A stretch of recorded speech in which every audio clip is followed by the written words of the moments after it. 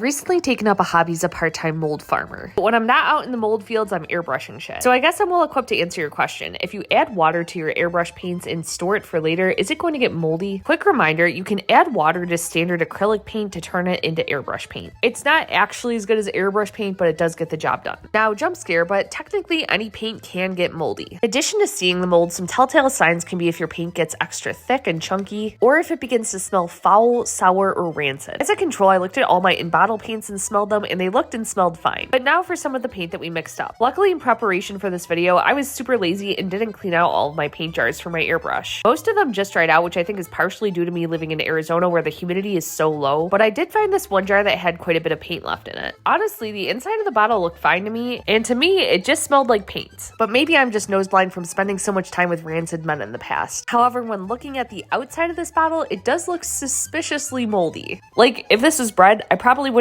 eat it unless I was desperate. So to answer your question, I do think this mixed up paint will get moldy if you wait too long.